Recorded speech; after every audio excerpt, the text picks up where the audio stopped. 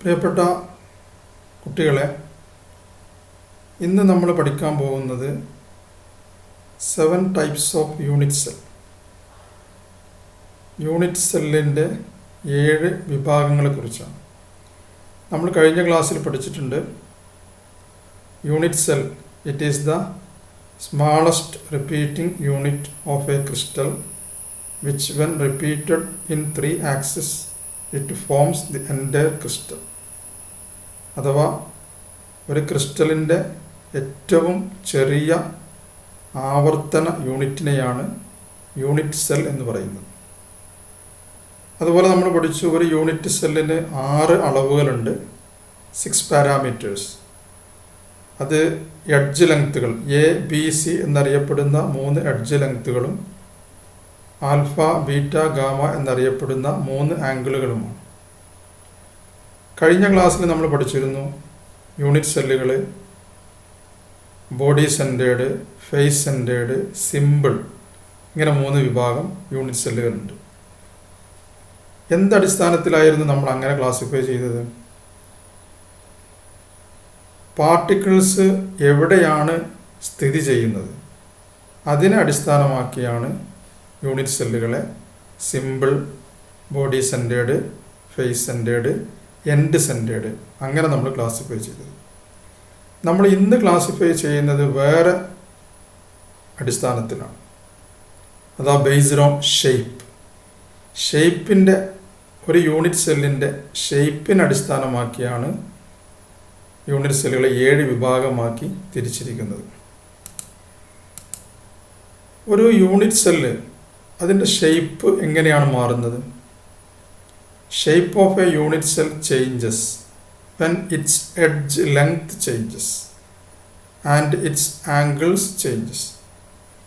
നമ്മൾ പറഞ്ഞ ഒരു യൂണിറ്റ് സെല്ലിൻ്റെ പ്രധാനപ്പെട്ട അളവുകളാണ് ഒന്ന് എഡ്ജ് ലെങ്ത്. ആ എഡ്ജ് ലെങ്ത്തിന് മാറ്റം സംഭവിക്കുമ്പോൾ, അതുപോലെ ആംഗിളിന് മാറ്റം സംഭവിക്കുമ്പോൾ യൂണിറ്റ് സെല്ലിൻ്റെ ഷേപ്പും മാറും. അപ്പോൾ based on shape there are 7 types of unit cell. ഷേപ്പിനെ ബേസ് ചെയ്തിട്ട് 7 ടൈപ്പ് യൂണിറ്റ് സെല്ലുണ്ട്. ആ ഷേപ്പ് മാറുന്നത് എഡ്ജ് ലെങ്ത്തും അതുപോലെ ആംഗിളും മാറുമ്പോഴാണ്. ആ 7 യൂണിറ്റ് സെല്ലുകളെ കുറിച്ച് അവയുടെ പ്രധാനപ്പെട്ട സവിശേഷതകളും നമുക്കൊന്ന് അനലൈസ് ചെയ്യാം. അതിൽ ഒന്ന്, അവിടെ ടേബിൾ കൊടുത്തിട്ടുണ്ട്. ആ ടേബിളിൽ ഫസ്റ്റ് കോളം യൂണിറ്റ് സെൽ ടൈപ്പാണ്. രണ്ടാമത്തത് എഡ്ജ് ലെങ്ത്ത്, അതിനാണ് ആക്സിയൽ ഡിസ്റ്റൻസസ് എന്ന് പറയും, അല്ലെങ്കിൽ എഡ്ജ് ലെങ്ത്ത് എന്ന് പറയും. മൂന്നാമത്തെ കോളം ആക്സിയൽ ആംഗിൾസ് അഥവാ ആംഗിൾസ് എന്ന് പറയും. പിന്നെ 4 ആ കോളം ഞാൻ ഇപ്പോൾ ഡിസ്കസ് ചെയ്യുന്നില്ല, അത് പിന്നെ ഡിസ്കസ് ചെയ്യാം. അതുപോലെ 5-ാമത്തതിൻ്റെ എക്സാമ്പിളാണ്. ഏതായാലും 7 യൂണിറ്റ് സെല്ലിൽ നമ്മൾ ഒന്നാമത്തെ യൂണിറ്റ് സെല്ല് നമ്മൾ പഠിച്ചു തന്നെയാണ്. ഒന്നാമത്തെ യൂണിറ്റ് സെല്ല് ഏതാണ്? ക്യൂബിക് അഥവാ ക്യൂബ് ആകൃതിയിലുള്ള യൂണിറ്റ് സെൽ നമ്മൾ പഠിച്ചു. അതിന് 3 എഡ്ജ് ലെങ്ത്തുകളുണ്ട്, ABC. ഇവിടെ നോക്കൂ, അതിൻ്റെ ലെങ്ത്തുകൾ A=B=C, അഥവാ 3 ലെങ്ത്തുകളും സെയിം ആണ്. ആംഗിൾസ് നോക്കൂ, ആൽഫ =β=γ =90. അതിൻ്റെ അർത്ഥം 3 ആംഗിളുകളും സെയിം ആണ്. അപ്പോൾ 3 എഡ്ജ് ലെങ്ത്തുകൾ സെയിം ആണ്, 3 ആംഗിളും സെയിം ആണ്. അത് എത്രയാണ്? 90 ഡിഗ്രിയാണ്. അങ്ങനെയാണെങ്കിൽ അത് ഏത് ഷേപ്പായിരിക്കും? Cubic unit സെല്ലായിരിക്കും. അപ്പോൾ നമുക്കറിയുന്ന സോഡിയം ക്ലോറൈഡ്, അതുപോലെ കോപ്പർ മെറ്റൽ, അതുപോലെ സിങ്ക് ബ്ലെൻഡ് അഥവാ സിങ്ക് സൾഫൈഡ്, ഇതൊക്കെ ക്രിസ്റ്റലുകളാണ്, സോളിഡ് അവസ്ഥയിലുള്ള ക്രിസ്റ്റലുകളാണ്. അവിടെയൊക്കെ യൂണിറ്റ് സെല്ല് പരിശോധിച്ചാൽ ക്യൂബിക് ഷേപ്പായിരിക്കും. ഈ എഡ്ജ് ലെങ്ത്ത് ഈ അവസ്ഥയിലായിരിക്കും. അതുപോലെ ആംഗിൾസ് എല്ലാം 90 ഡിഗ്രി ആയിരിക്കും. രണ്ടാമത്തെ ടൈപ്പ് നോക്കൂ, ടെട്രഗണൽ. ഇപ്പം നേരത്തെ പറഞ്ഞൊരു ചെറിയൊരു വ്യത്യാസം ഇവിടെ കാണാൻ പറ്റും. A=B but B=C. എയും ബിയും തുല്യമാണ്, പക്ഷേ ബിയും സിയും തുല്യമല്ല. പക്ഷേ ആംഗിൾ നോക്കൂ, ആൽഫ =β=γ=90. അപ്പോൾ ക്യൂബിക് പോലെ തന്നെ 3 ആംഗിളും സെയിം ആണ്, 90 ഡിഗ്രി. അപ്പോൾ ഇവിടെ നോക്കൂ, ഈ 3 ആംഗിൾ സെയിം ആണ്, പക്ഷേ എന്നിട്ടും ഒരൊറ്റ എഡ്ജ് ലെങ്ത് മാറിയപ്പോഴേക്കും അതിൻ്റെ ഷേപ്പ് മാറി ടെട്രഗണലാണ്. നമ്മൾ ടിന്ന് ഒരു മെറ്റലാണ്, അതുപോലെ ടിൻ ഓക്സൈഡ്, അതുപോലെ ടൈറ്റാനിയം ഓക്സൈഡ്, അതുപോലെ കാൽഷ്യം സൾഫേറ്റ്, ഇതെല്ലാം ടെട്രഗണൽ ഷേപ്പിലുള്ള യൂണിറ്റ് സെല്ല്. ഇവയുടെ എല്ലാ ക്രിസ്റ്റലുകളുടെ യൂണിറ്റ് സെല്ല് ടെട്രഗണൽ ഷേപ്പായിരിക്കും. മൂന്നാമത്തത് ഓർത്തോ റോംബിക്. ഇവിടെ നോക്കൂ, A not equal to B not equal to C. 3 edge ലെങ്ത്തും ഡിഫറൻ്റ് ആണ്, പക്ഷേ ബോണ്ട് ആംഗിൾ സെയിം ആണ്. ബോണ്ട് ആംഗിൾ അല്ല, ആംഗിൾ സെയിം ആണ്. Alpha equal to beta equal to gamma equal to 90 degree. അതിന് എക്സാമ്പിൾസ് ആണ് rhombic sulphur, potassium nitrate, barium sulphate. നാലാമത്തെ നോക്കൂ, ഹെക്സഗണൽ. ഹെക്സഗണൽ എന്ന് പറയുമ്പോൾ എഡ്ജ് ലെങ്ത് നോക്കൂ, A equal to B not equal to C, alpha equal to beta equal to 90, പക്ഷേ gamma equal to 120 degree. അപ്പോൾ 2 angle വ്യത്യാസമുണ്ട് ഇവിടെ. ഒന്ന് ആൽഫയും ബീറ്റയും 90 ഡിഗ്രിയാണ്, ഒരു ആംഗിൾ 120 ഡിഗ്രിയാണ്.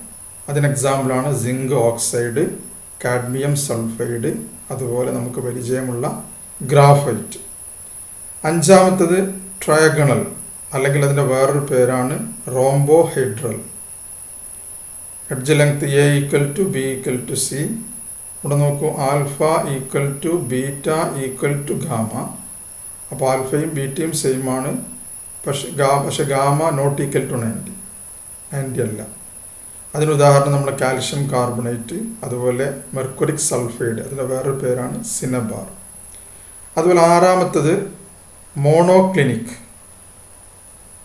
മോണോക്ലിനിക് നോക്കൂ, A not equal to B not equal to C, alpha equal to gamma equal to 90. ആൽഫയും ഗാമയും തുല്യമാണ്, അത് 90 ഡിഗ്രിയാണ്, പക്ഷെ ബീറ്റ 90 ഡിഗ്രി അല്ല. അതിന് എക്സാമ്പിളാണ് മോണോക്ലിനിക് സൾഫർ, മറ്റൊന്ന് സോഡിയം സൾഫേറ്റ്, Na2SO4 10H2O. ഇതൊരൊറ്റ കോമ്പൗണ്ടാണ് സോഡിയം സൾഫേറ്റ്.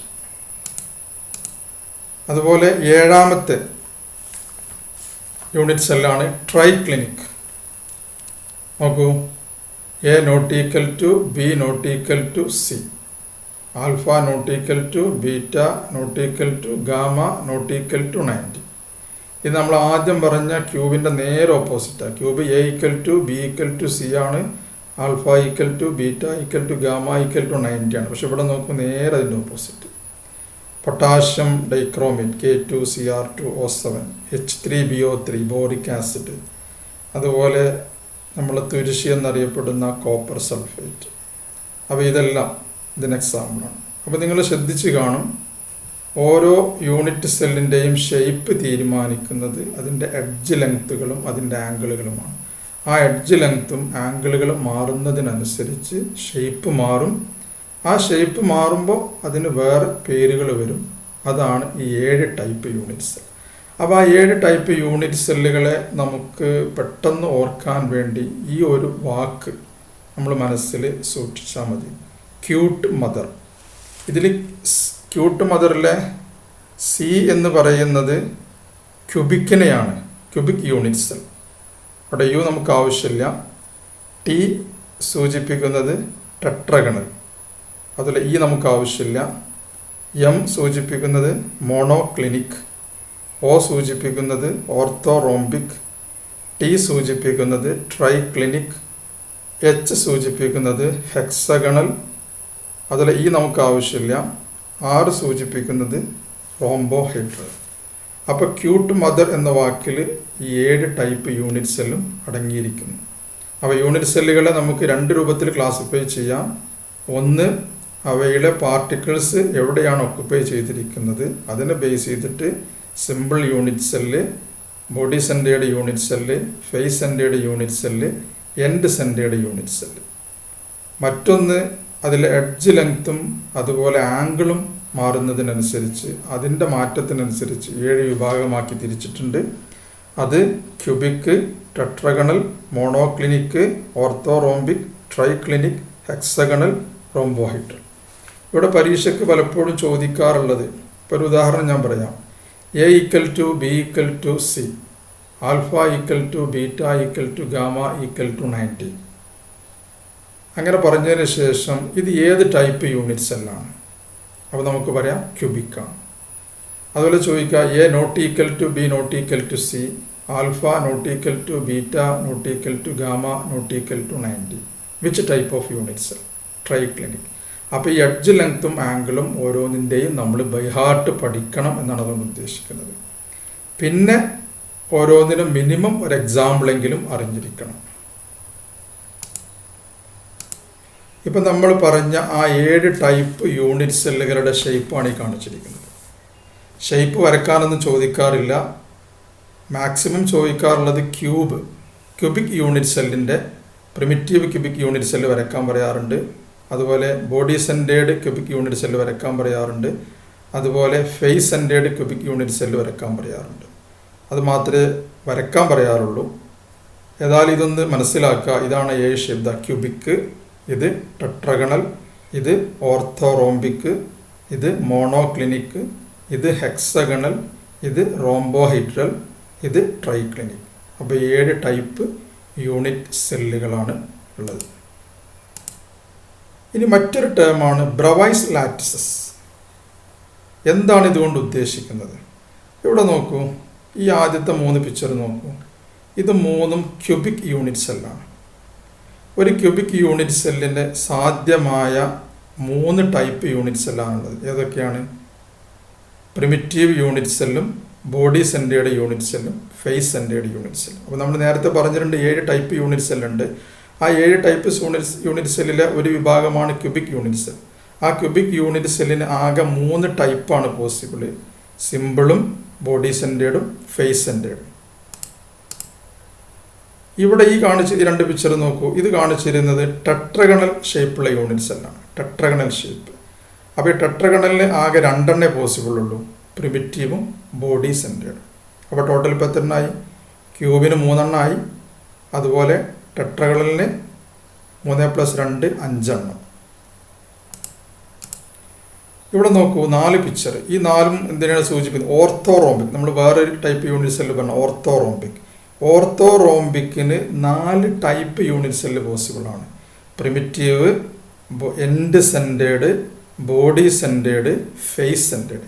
അപ്പോൾ ഇതിൽ നിന്ന് ഒരു കാര്യം നിങ്ങൾക്ക് മനസ്സിലായി കാണും. എല്ലാ യൂണിറ്റ് സെല്ലിനും എല്ലാ ടൈപ്പ് യൂണിറ്റ് സെല്ലും പോസിബിൾ അല്ല.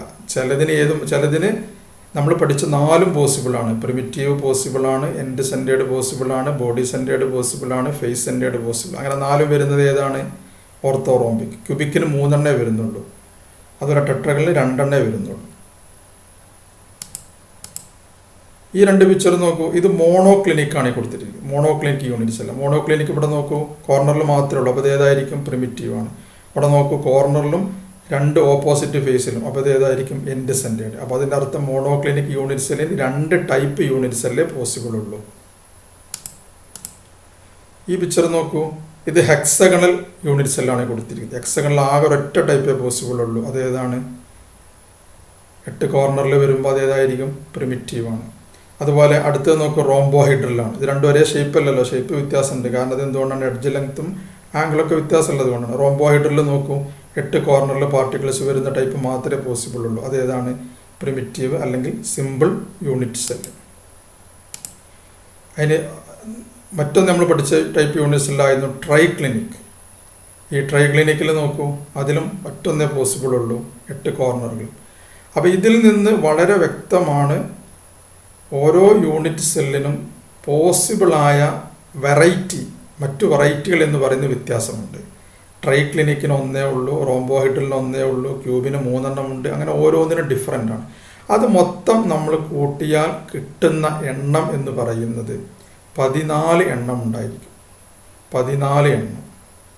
ഈ 14 എണ്ണത്തെ, അത് 7 ടൈപ്പ് യൂണിറ്റ് സെല്ലിൽ നിന്നും 14 ടൈപ്പ് വേരിയേഷൻസ് പോസിബിളാണ്.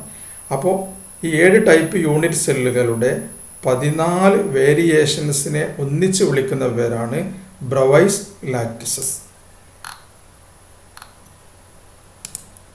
ഇപ്പോൾ ഇനി പറയാം, what is Bravais lattices? 14 variations of 7 types of unit cell. ആകെ 7 ടൈപ്പ് യൂണിറ്റ് സെല്ലേ ഉള്ളൂ. പക്ഷേ ഓരോ ടൈപ്പ് യൂണിറ്റ് സെല്ലുകളിൽ നിന്നും വ്യത്യസ്ത വേരിയേഷൻസ്, വെറൈറ്റീസ് പോസിബിളാണ്. ആ വെറൈറ്റീസിനെ മൊത്തം ഏഴിൽ നിന്നും പോസിബിളായ മൊത്തം വെറൈറ്റീസിനെ നമ്മൾ ആഡ് ചെയ്താൽ നമുക്ക് കിട്ടുന്നത് എന്തായിരിക്കും? 14 എണ്ണമായിരിക്കും. ആ 14 വേരിയേഷൻസിന് 14 variations of 7 types of unit cell, അതിനെയാണ് നമ്മൾ എന്ത് പറയുന്നത്? ബ്രവൈസ് ലാറ്റിസസ് എന്ന് പറയുന്നത്. നമ്മൾ നേരത്തെ കാണിച്ച ആ ടേബിളിലേക്ക് തിരിച്ചു വരികയാണ്. ആ ടേബിളിൻ്റെ 4th കോളം ഇതാണ്, possible types of unit cell. നമ്മൾ പറഞ്ഞു ക്യൂബിന് ഏതൊക്കെയാണ്? പ്രിമിറ്റീവ് പോസിബിളാണ്, ബോഡി സെൻറ്റേർഡ് പോസിബിളാണ്, ഫേസ് സെൻറ്റേർഡ് പോസിബിളാണ്. അപ്പോൾ ക്യൂബിൽ നിന്ന് എത്ര എണ്ണം വന്നു? 3 എണ്ണം വന്നു. അതുപോലെ ടെട്രഗണൽ എന്ന് പറയുന്ന യൂണിറ്റ് സെല്ലിൽ നിന്ന് 2 എണ്ണം പോസിബിളാണ്, പ്രിമിറ്റീവ്, ബോഡി സെൻറ്റേർഡ്. അപ്പോൾ മൊത്തത്തിൽ എത്രയായി? 5 എണ്ണമായി. അതുപോലെ ഓർത്തോ റോംബിക്കിൽ നോക്കൂ, primitive, body centred, face centred, end centred. അങ്ങനെ ഓർത്തോ റോംബിക്കിൽ നിന്ന് 4 എണ്ണം. അപ്പോൾ ടോട്ടൽ എത്രയായി? 3 + 2 5 + 4 9 ആയി. ഇനി ഹെക്സഗണൽ യൂണിറ്റ് സെല്ലിൽ നോക്കൂ, ആകെ പ്രിമിറ്റീവ് മാത്രമാണ് പോസിബിൾ. അപ്പോൾ 10 ആയി ടോട്ടൽ. ട്രയഗണൽ അല്ലെങ്കിൽ റോംബോഹൈഡ്രൽ അതിൽ നിന്ന് പ്രിമിറ്റീവ്, അപ്പോൾ ടോട്ടൽ 11 ആയി. മോണോക്ലിനിക്കിൽ നിന്ന് 2 എണ്ണം, പ്രിമിറ്റീവും എൻഡ് സെൻറ്റേർഡും, അപ്പോൾ ടോട്ടൽ 13 ആയി. ട്രൈക്ലിനിക്കിൽ നിന്ന് 1 മാത്രം പ്രിമിറ്റീവ്, അപ്പോൾ ടോട്ടൽ 14. അപ്പോൾ 7 ടൈപ്പ് യൂണിറ്റ് സെല്ലിൽ നിന്ന് 14 വേരിയേഷൻസ് പോസിബിളാണ്. ഈ 14 വേരിയേഷൻസിന് 14 variations from 7 types of unit cell. It is known as Bravais lattices. ഇനി നമ്മൾ ഡിസ്കസ് ചെയ്യുന്നത് നമ്പർ ഓഫ് ആറ്റംസ് അല്ലെങ്കിൽ number of particles in a unit cell. നമ്മൾ യൂണിറ്റ് സെല്ലിൻ്റെ ആദ്യം പറഞ്ഞ ആ 3 ടൈപ്പിലേക്ക് തിരിച്ചു പോകണം. Simple unit cell, body centred unit cell, അതുപോലെ ഫേസ് സെൻറ്റേർഡ് യൂണിറ്റ് സെൽ. ഈ ഓരോ യൂണിറ്റ് സെല്ലിലും അടങ്ങിയിരിക്കുന്ന പാർട്ടിക്കിൾസിൻ്റെ എണ്ണം എത്ര? ഇവിടെ നോക്കൂ, ഇതൊരു സിമ്പിൾ യൂണിറ്റ് സെല്ലാണ്. കാരണം നമ്മളതിൻ്റെ ഡെഫിനിഷൻ പറഞ്ഞിട്ടുണ്ട്, പാർട്ടിക്കിൾസ് എവിടെ മാത്രമേ ഉള്ളൂ? 8 എണ്ണം ഉള്ളൂ.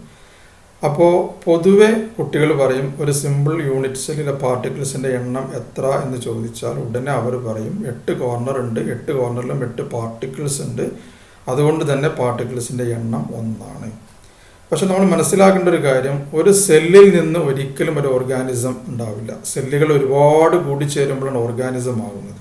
അതുപോലെ ഒരു യൂണിറ്റ് സെൽ ഒറ്റക്ക് നിൽക്കുമ്പോൾ അതൊരു ക്രിസ്റ്റലോ സോളിഡോ ആയി മാറുന്നില്ല. അത് ഒരു ക്രിസ്റ്റലോ യൂണിറ്റ് സെല്ലായി മാറുന്നത് എപ്പോഴാണ്? ഒരുപാട് യൂണിറ്റ് സെല്ലുകൾ ആവർത്തിച്ച് വരുമ്പോഴാണ്. അപ്പോൾ നമ്മൾ ഒരു യൂണിറ്റ് സെല്ലിനകത്തുള്ള ആറ്റത്തിൻ്റെ അല്ലെങ്കിൽ പാർട്ടിക്കിൾസിൻ്റെ എണ്ണം കാൽക്കുലേറ്റ് ചെയ്യുമ്പോൾ നമ്മൾ മനസ്സിലാക്കേണ്ടത് ആ യൂണിറ്റ് സെല്ല് ആ ക്രിസ്റ്റലിന് അകത്താണ് എന്ന ധാരണയുടെ പുറത്തായിരിക്കണം, അല്ലെങ്കിൽ ആ ധാരണ വെച്ചുകൊണ്ടായിരിക്കണം നമ്മൾ കാൽക്കുലേറ്റ് ചെയ്യേണ്ടത്. ആ യൂണിറ്റ് സെല്ലിനെ ഒറ്റയ്ക്ക് എടുത്ത് മാറ്റിയാൽ അതിൽ 8 പാർട്ടിക്കിൾസ് ഉണ്ട്. പക്ഷേ അങ്ങനെയല്ല നമ്മൾ കാൽക്കുലേറ്റ് ചെയ്യുന്നത്. ആ യൂണിറ്റ് സെല്ല് ഒരു ക്രിസ്റ്റലിനകത്താണ്, അപ്പോൾ അതിലടങ്ങിയിരിക്കുന്ന പാർട്ടിക്കിൾസ് എത്ര എന്നാണ് നമ്മൾ നോക്കുന്നത്. ഇപ്പോൾ ഈ ഒരു പിക്ചർ നോക്കും. ഈ ഒരു പിക്ചറിൽ നിങ്ങൾ കാണുക 8 കോർണർ കാണാം. 1 2 3 4 5 6 7 8 അങ്ങനെ 8 കോർണർ ഉണ്ട്. പക്ഷേ ഈ ഒരു യൂണിറ്റ് സെൽ ഇങ്ങനെ ഒറ്റക്ക് നിൽക്കുമ്പോൾ ഇവിടെയൊക്കെ കംപ്ലീറ്റ് പാർട്ടിക്കിൾ ഇവിടെ ഉണ്ടായിരിക്കും. പക്ഷേ ഇത് ഒരു ക്രിസ്റ്റലിനകത്തായിരിക്കുമ്പോൾ സ്വാഭാവികമായിട്ട് എന്ത് സംഭവിക്കും? ഇവിടെയുള്ള ഓരോ എഡ്ജും, ഈ 8 എഡ്ജുകളും എന്ത് ചെയ്യുന്നു? മറ്റ് യൂണിറ്റ് സെല്ലുകളുമായിട്ട് ഷെയർ ചെയ്തു പോകും. അപ്പോൾ നമ്മൾ മനസ്സിലാക്കേണ്ടത് ഒരു കോർണറിലുള്ള ഒരു പാർട്ടിക്കിൾ മറ്റ് 8 യൂണിറ്റ് അല്ലെങ്കിൽ മറ്റ് 7 യൂണിറ്റ് സെല്ലുകളുമായിട്ട് അല്ലെങ്കിൽ ടോട്ടൽ മറ്റ് 8 യൂണിറ്റ് സെല്ലുകളുമായിട്ട് എന്ത് ചെയ്യും? ഷെയർ ചെയ്തു പോകും. ഞാൻ ഒന്നുകൂടി പറയാം. ഒരു കോർണറിലുള്ള ഒരു പാർട്ടിക്കിൾ മറ്റ് 8 യൂണിറ്റ് സെല്ലുകളുമായിട്ട് ഷെയർ ചെയ്തു പോകും. അങ്ങനെ ഷെയർ ചെയ്തു പോകുമ്പോൾ ഈ ഒരു യൂണിറ്റ് സെല്ലിന് ഈ കോർണറിലുള്ള പാർട്ടിക്കിളിൻ്റെ കോൺട്രിബ്യൂഷൻ അല്ലെങ്കിൽ അതിൻ്റെ സംഭാവന എന്ന് പറയുന്നത് 8ൽ 1 മാത്രമായിരിക്കും. അപ്പോൾ ഇതിൻ്റെ കോൺട്രിബ്യൂഷൻ 8ൽ 1, ഇതിൻ്റെ കോൺട്രിബ്യൂഷൻ 8ൽ 1, ഇതിൻ്റെ കോൺട്രിബ്യൂഷൻ 8ൽ 1, ഇതിൻ്റെ കോൺട്രിബ്യൂഷൻ 8ൽ 1. അങ്ങനെ എത്ര കോർണർ ഉണ്ട്? 8 കോർണർ ഉണ്ട്. അപ്പോൾ 8 കോർണറുകളുടെയും കോൺട്രിബ്യൂഷൻ 1/8 ആണ്.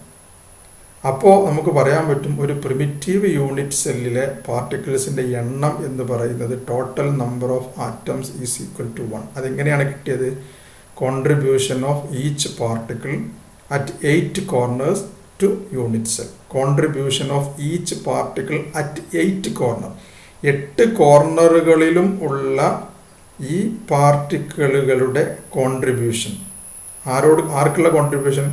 To this unit cell.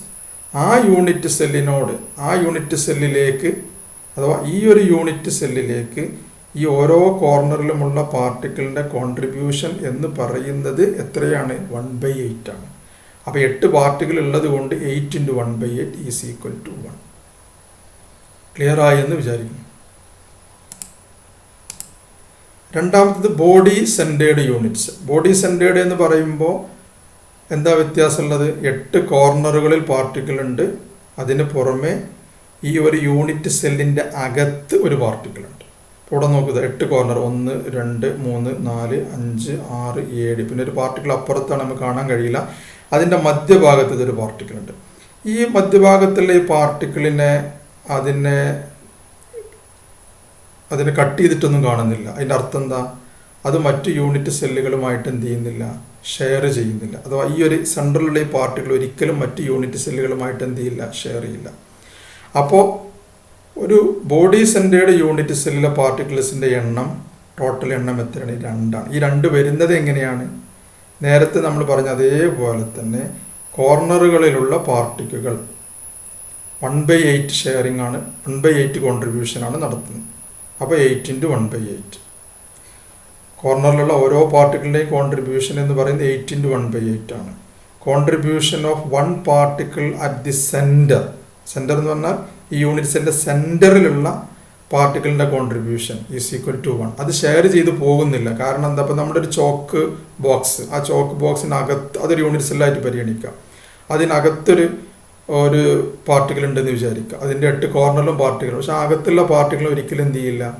മറ്റ് യൂണിറ്റ് സെല്ലുമായിട്ട് ഷെയർ ചെയ്ത് പോകുന്നില്ല. അപ്പോൾ അതിൻ്റെ കോൺട്രിബ്യൂഷൻ ടോട്ടലായിട്ട് 1 കിട്ടും. കോർണറിലത് 1/8 ആയിരിക്കും. So 8 × 1/8 is equal to 1. സെൻട്രലുള്ള പാർട്ടിൻ്റെ contribution 1. So 1 + 1 is equal to 2. അപ്പോൾ ബോഡി സെൻറ്റേർഡിൽ number of atoms is equal to 2. ഇനി മൂന്നാമത്തേതാണ് ഫേസ് സെൻറ്റേർഡ് യൂണിറ്റ് സെൽ. ഈ ഫേസ് സെൻറ്റേർഡ് യൂണിറ്റ് സെൽ എന്ന് പറയുമ്പോൾ നമുക്കറിയാം എന്താണ്? 8 കോർണറുകളിൽ പാർട്ടിക്കിൾ ഉണ്ട്. ഈ കോർണർ നോക്കൂ, 1 2 3 4 5 6 7, പിന്നെ ഒരു പാർട്ടിക്കിൾ അതിൻ്റെ പുറകിലാണ്. പിന്നെ നമ്മൾ പഠിച്ചിട്ടുണ്ട് 6 ഫേസുകളുണ്ട്. 6 ഫേസുകൾ. അപ്പോൾ 6 ഫേസിൽ അവിടെ കാണിച്ചിരിക്കുന്ന 3 ഫേസേ കാണിച്ചിട്ടുള്ളൂ. ഒരു ഫേസ് ഇതാ, രണ്ടാമത്തെ ഫേസ് ഇതാ, മൂന്നാമത്തെ ഫേസ് ഇതാ. ഈ ഫേസിലുള്ള പാർട്ടിക്കിൾ നോക്കൂ, അതിൻ്റെ നേർ പകുതി ആയിട്ടാണ് ഇവിടെ കാണിച്ചിരിക്കുന്നത്. അതിൻ്റെ അർത്ഥം എന്താ? ഈ ഒരു ഫേസിലുള്ള ഒരു പാർട്ടിക്കിൾ മറ്റു വേറൊരു യൂണിറ്റ് സെല്ലുമായിട്ട് ഷെയർ ചെയ്തു പോകും. അപ്പോൾ ഇതിൻ്റെ കോൺട്രിബ്യൂഷൻ എത്രയായിട്ട് കുറയും? ഹാഫായിട്ട് കുറയും. അതുപോലെ ഈ ഫേസിലുള്ള പാർട്ടിക്കിളിനും മറ്റൊരു യൂണിറ്റ് സെല്ലുമായിട്ട് ഷെയർ ചെയ്തു പോകും. അപ്പോൾ അതും ഹാഫായിട്ട് മാറും. അതുപോലെ ഇവിടെയുള്ള ഈ പാർട്ടിക്കിളും ഫേസിലുള്ള പാർട്ടിക്കിൾ എന്ത് ചെയ്യും? കോൺട്രിബ്യൂഷൻ ഹാഫ് മാത്രമായിരിക്കും. അങ്ങനെ എത്ര ഫേസ് ഉണ്ട്? 6 ഫേസ് ഉണ്ട്. അപ്പോൾ 6 പാർട്ടിക്കിളും 6 ഫേസിലും 6 പാർട്ടിക്കിൾ ഉണ്ടെങ്കിൽ പോലും ഓരോ പാർട്ടിക്കിളും ഒരു യൂണിറ്റ് സെല്ലിലേക്ക് നൽകുന്ന കോൺട്രിബ്യൂഷൻ എത്രയായിരിക്കും? ഹാഫായിരിക്കും. അപ്പോൾ ഹാഫ് × 1/2 3. അപ്പോൾ ഇവിടെ നോക്കൂ, കോർണറിലുള്ള പാർട്ടിക്കിളുടെ 8 പാർട്ടിക്കിളുകളുണ്ട്, പക്ഷേ അവിടെ കോൺട്രിബ്യൂഷൻ 1/8 ആണ്. So 8 × 1/8 is equal to 1. അതുപോലെ 6 ഫേസിലുള്ള പാർട്ടിക്കിൾ 6 എണ്ണമുണ്ട്, പക്ഷേ അവിടെ കോൺട്രിബ്യൂഷൻ ഹാഫാണ്. അപ്പോൾ 6 × 1/2 ഈസ് ഈക്വൽ ടു 3. അപ്പോൾ total number of atoms in face centred unit cell is equal to 4.